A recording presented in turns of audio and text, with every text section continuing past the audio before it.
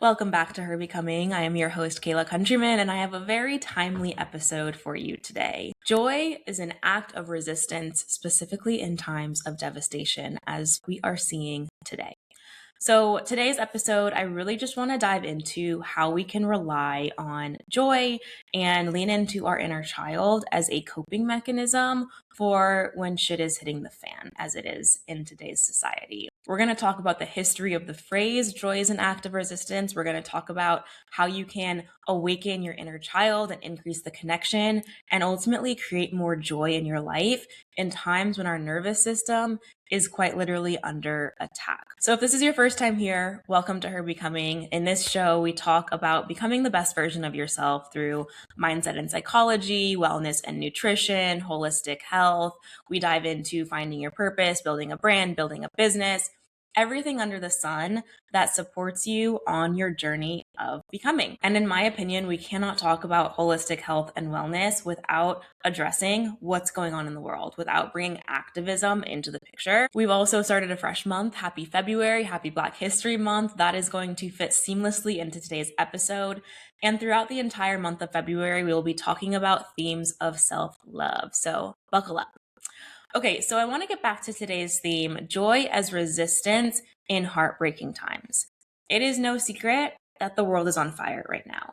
And I don't say that lightly. I feel like at least once a month I'm coming on this podcast talking about how devastating times are, and it just keeps getting worse. What we're seeing right now is completely heartbreaking. We're seeing innocent people getting kidnapped and murdered in the streets right in front of our eyes, on social media, in cities that we care about. We are witnessing our neighbors getting kidnapped and taken away, and this sudden increase of fear of simply just existing in this world as a Black or brown person as a result of our current administration and due to the absolute terrorism of ICE. And so I know I've made my stance perfectly clear on this podcast, but in case you're wondering, it's going to be fuck Donald Trump, it's going to be fuck ICE through and through on this show. If that doesn't align with your beliefs, you're probably in the wrong place. And it's not just political. It is a matter of human values, human rights, and simply treating people with decency. So excuse my language there. My nephew is going to call me and say, Lala, we don't say that after I just used those words. Sorry, Clay, but I feel like it needed to be said specifically to set the tone of today's episode. So I want to talk about how joy becomes an act of resistance. This phrase, joy is an act of resistance, actually comes from Black feminist thought, from liberation movements, and from anti-oppression frameworks in history. So there's not necessarily one person that was named as quoting joy is an act of resistance, but it does come from teachings from Audre Lorde and Toy Derricott. So I do want to credit those women, as this is not something that I am making up for this show. I have researched it and read a little bit about the origin of this statement and want to bring it to you today. So joy has long been understood as defiance in the face of systems that are designed to essentially dehumanize and erase us. You've probably seen art and photographs from past movements of enslaved people singing, dancing, laughing, just experiencing joy in really difficult times, because joy is seen as survival and a refusal to accept the systems that are currently in place. Now, why is joy threatening to those systems that oppress us? It's because they want to silence us. They want to break us down. They want to keep us small. I talk about this all the time from the lens of following your purpose and really doing your soul work as an act of resistance, because the systems that are in place that is designed to oppress Black and brown voices, they don't want us to thrive. They want us to stay small. So joy has that same effect of when we're able to experience joy and play and pleasure and just simply exist and enjoy our lives, that goes against the end result that these systems are trying to create. So when I say joy is an act of resistance, I'm not saying just be happy despite the trauma or ignore the grief, ignore the rage, ignore the injustice. I'm not trying to brush over the reality of what we're experiencing and what we're seeing. What it means instead is choosing aliveness in a system that wants us to shrink. It's letting ourselves feel good without earning it and refusing to let productivity, pain, survival become our entire identity. And the reason that I want to make sure you know that it's not just about brushing over what's going on is because in the wellness space, in the spirituality space, there are far too many wellness leaders, performative gurus, spiritual figures that are just brushing over what's happening in today's world.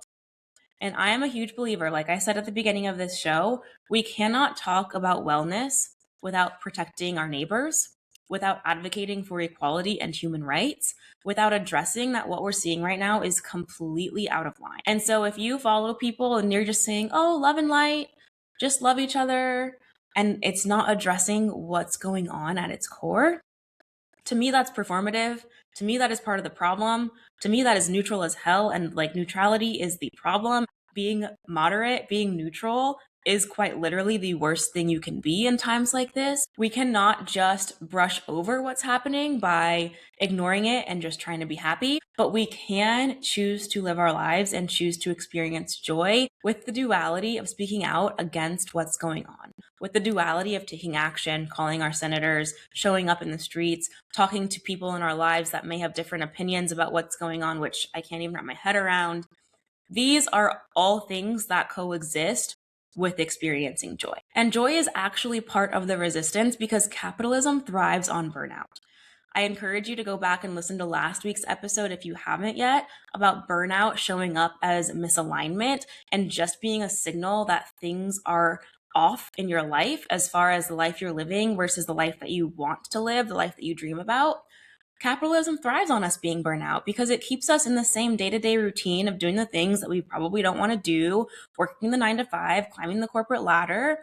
It keeps us in that state. And again, when we talk about the administration that we're seeing today, wanting to keep us small, white supremacy, wanting to silence Black and brown voices, it's all connected. It is all connected because when we are burnt out, we cannot pursue the things that we are most passionate about. Patriarchy also thrives on us being disconnected from our body. So we talk about cycle syncing on this show. We talked about that a couple weeks ago. And I'm very big on somatics and women being connected to our bodies. And that's because our bodies are truly intelligent and our bodies send us signs and signals of what's going on within our entire being. But we also know that the lives that most of us live today, the workforce, our schedules, was all created in the benefit of men. So that's why I talk so much about somatics on this show. And also just a reminder that when we are in our full joy, we are connected. We are in touch with what's going on in our body. But patriarchy is going to thrive from that disconnection. So again, just another reason joy is an actual act of resistance. What I really want to get into as the meat of today's episode is talking about joy from the lens of your inner child. Because our inner child carries this true sense of joy. And what I want you to really take away from today's episode is the fact that connecting to your inner child increases your capacity for joy. I'm going to say that again because this is the most important thing I'm going to say in this episode. Connecting to your inner child increases your capacity for joy. And the reason that it's able to increase our capacity for joy is because inner child connection restores our ability to feel safely. And joy requires our nervous system to feel at ease. If your nervous system is not at ease, if you're in a constant state of chaos or fight or flight, that is going to interfere with your ability to feel safe and therefore to feel joy. So let's dive into inner child a bit.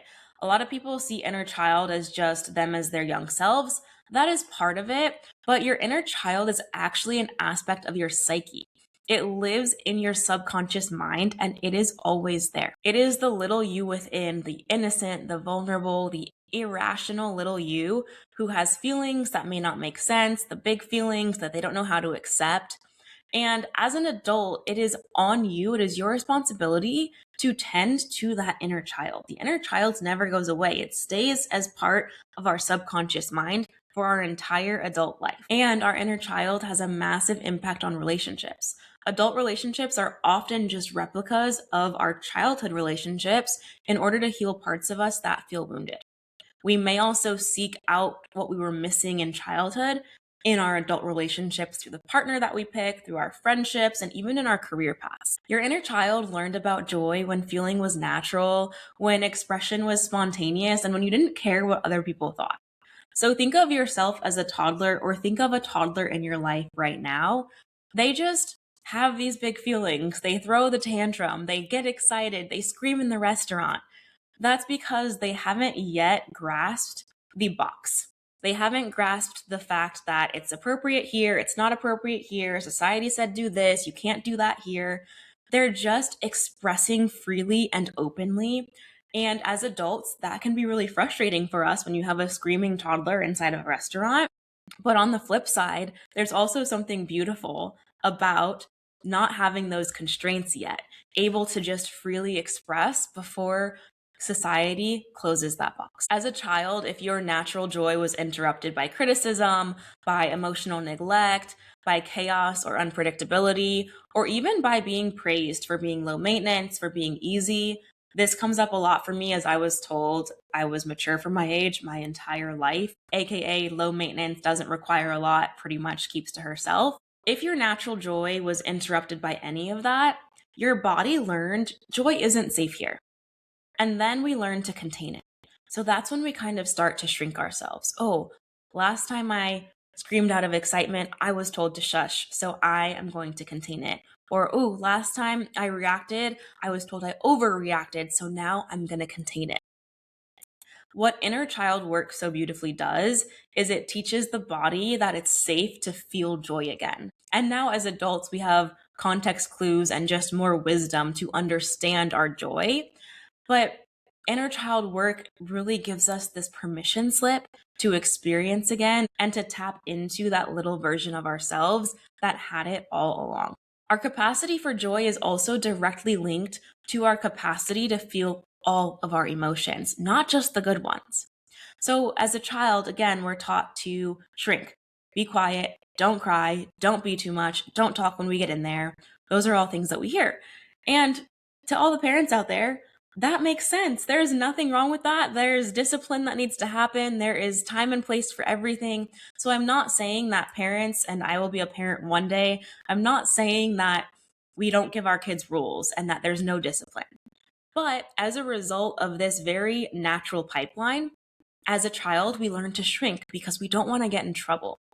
And so doing inner child work as an adult really just brings back that playfulness, that curiosity, and that pleasure that we were able to experience unapologetically as a kid.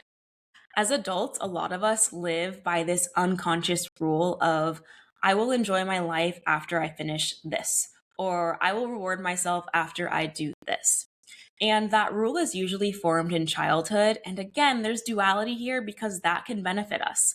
You guys know I love a reward system. I'm going to reward myself with this once I finish this task. But when we live that way to an extreme, then we are just constantly putting off our own joy and not allowing ourselves permission to experience that true joy. When you really work to heal your inner child, you are challenging the belief that joy must be productive. You are challenging the belief that you have to deserve rest. And you are challenging the belief that pleasure has to be justified or you have to earn it. The inner child within us knows I'm allowed to feel good because I exist, or I'm allowed to experience joy and play simply because I'm here and I exist and I'm grateful for this life. That is going to increase joy without conditions. And I think a lot of us as adults are used to experiencing joy with conditions. I will experience joy if I go on this beach vacation, or I will experience joy if I get this new promotion. But our inner child teaches us to experience joy in the now. And the reality is there's often grief when we realize how long we've postponed our own joy.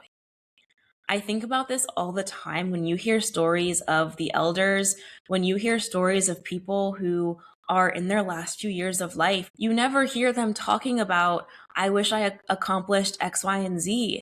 It's always just, I wish I was more present. I wish I experienced more joy. I wish I let myself have more fun. And so I think that's another beautiful gift that healing our inner child comes with, is just the ability to experience joy because. And so tying this back to the pain that we're seeing in the world today, get out there and take action. Call your senators, protect your neighbors, show up in the streets when you feel called to do so, have the conversations. But I also want you to connect to your authentic joy. That means creating without monetizing. There is this huge push right now that anything we create, we need to make money for it. And I am so guilty of this. We feel like any hobby we pick up or any passion project, oh, I can monetize this. Let me create a strategy and figure it out. But what if you just let yourself create your art because it brings you joy and because it makes you happy? Moving without tracking, this is another one. We are so addicted to our Apple Watches, our Aura rings, whatever it is that you're tracking your life with. What if you just went for a walk? What if you just did the workout because it felt good? I also struggle with this one because I love seeing my stats. I am a data girl. I am addicted to seeing how my data impacts how I feel. And there's nothing wrong with that, but just balancing it out, because when we take these things to the extreme, we are losing out on the simple joys of just creating and just moving for the sake of it. And then lastly, connecting all of this, doing things without optimizing. Oh my gosh, this, like, as a marketing professional and a business owner, I'm like, what do you mean do anything without optimizing it? I'm always going to optimize everything. It has to be the best way. So this is something I'm unlearning right now. Why can't we just allow things to be what they are? It doesn't have to be the best strategy. It doesn't have to be the most efficient. It doesn't have to be the fastest. Some things can just be what they are. Overall, we need to get back to the root of playing. This is something I really picked up last year. You've probably seen me post on my Instagram stories, go play outside with your friends. Go play outside with your friends. Because last year I started doing this a few times a week, going outside to play pickleball, to play tennis. And it brings you back to those childhood evenings after school where you'd go play outside with your friends. You'd go just experience the day and get the fresh air, get the sunshine, and have that social experience without screens being involved. Speak out, use your voice. Yes, we need that. But we also just need you to be in your joy. We need you to experience the life that you want to live, because that is fighting back as well. So let's talk about how you can connect to your inner child if this is something that you're interested in order to experience more joy in your life. The first thing that you need to do in order to set the stage here is create a relationship with your inner child. What does that mean? It's going to be different for everyone.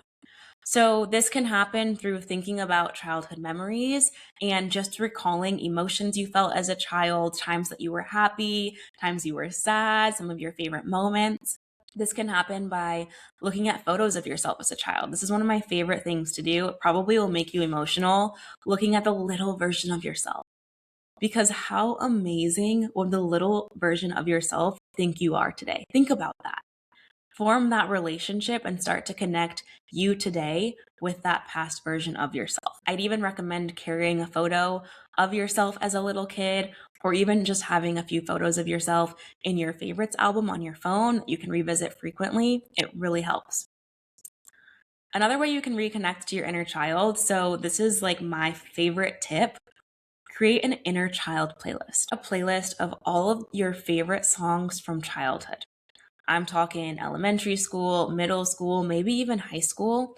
Just what was your inner child and inner teen like making up dances to and screaming at the top of your lungs and vibing to on your drives to and from school? My inner child playlist is one of my favorite items in my self-care toolkit. When I'm having a bad day, when I need to be hyped up, I blast my inner child playlist and I sing my heart out, and it improves my mood every single time, but it's also such a great way to connect with that inner child. You can implement a morning practice. You know I'm big on morning routine, journal, meditate, read, etc. But maybe just taking a few moments in your meditation to picture yourself as a child, visualize yourself in the little version of you, and again, showing yourself so much gratitude and also praise for the person that you've become. You can also familiarize yourself with how your inner child communicates. So think of what triggers you, what makes you anxious, what makes you procrastinate, what makes you feel worthy or not worthy, how much do you care how other people view you. These are all things that likely started in childhood. So understanding the roots of those feelings and emotions is going to help you connect. You can reconnect by being in constant communication with your inner child. So getting back to what activities did you enjoy doing as a child? If you liked coloring books, maybe get some adult coloring books and start coloring again, or building a puzzle or building Legos, like whatever activities you enjoyed as a kid, try bringing those back into your life as an adult. I've said this already over and over, but play. Play without judgment. Go Play a recreational sport, go pick up a ball, go to the park and take your friends with you and just play. We do not do that enough as adults. It has to be competitive. It has to be for money. It has to be to win. And we've lost touch with just playing for the sake of doing it. You can reconnect to your inner child by finding safety in who you spend time with. So this ties back to connecting with your inner child increases your capacity for joy because it allows you to feel safely. When you have safety in the people you spend your time with, your inner child is going to naturally come out because it is safe to do so. So think of the people you spend time with that just have you belly laughing. You just have the best times. You can sit there for hours. You enter a flow state. Those are the people that are making your inner child feel safe. Validating your feelings is another way to connect to your inner child. So offering yourself compassion, understanding that it's valid to have big feelings, even as an adult. Throw the temper tantrum in a different way, like cry it out, yell it out, let yourself feel. We are so conditioned to suppress. We are so conditioned not to cry, especially men, not to cry, not to lash out. And of course, there are ways in which are unsafe to do so. So I'm not telling you to go have a rage fit in public and scare everyone. That is not the intention of this. But allow yourself to feel your feelings. I'm a big fan of crying. I'm going to put that out there right now. I cry all the time. I do not need a permission slip to cry. And it is an actual release. Like, it's going to make you feel better.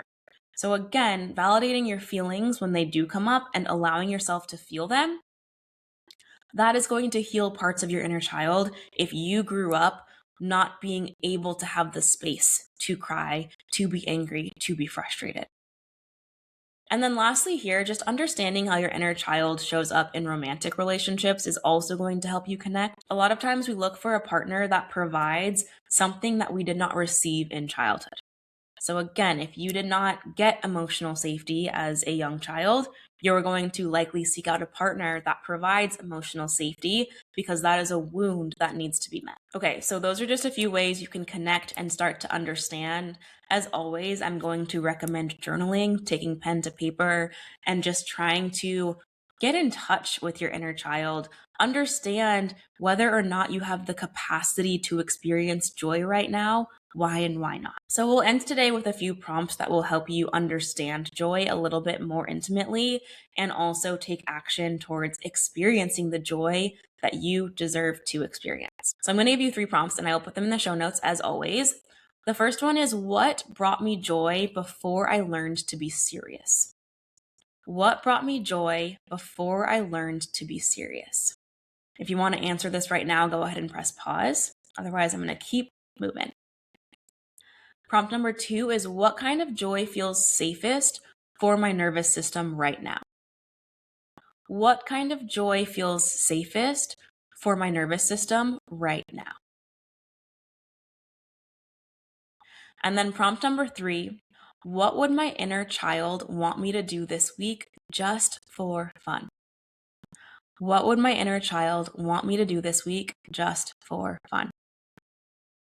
You can think about these, you can write down the answers, you can sit with them. But I really want you to understand that that inner child is with you. You may not visit them yet, you may not have a connection to them yet, but that inner child is already in your subconscious mind. So you may as well form that connection and heal that relationship to increase your capacity for joy in your adult life. Because isn't that the goal? To be here, to be happy, to thrive? It's also a huge part of our becoming. We cannot become the person that we want to be without experiencing joy and play. Because I bet the person you want to be is a joyful and playful and light person. It's hard to have this conversation around joy and play and feeling light when we are seeing devastation and genocide and murder and kidnapping. And I understand that. I don't want to brush over that. I want to make that so abundantly clear.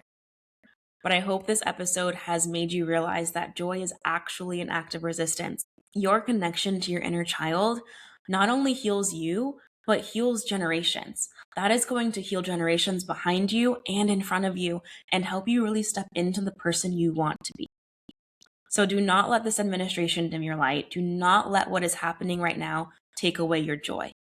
Be sad, be angry, feel rage, but let the duality come through. You deserve to experience joy, and your inner child is ready to meet you, they're ready to welcome you, and they're ready to connect with you. That's all for today. I hope you enjoyed this conversation. Inner child healing is one of my favorite topics. So if you have any questions at all, leave a comment, slide into my DMs. I'd be happy to chat about it. Share this episode with someone in your life who could use this today. And as always, rate, review, like, subscribe, show your girl some love. It just means the world.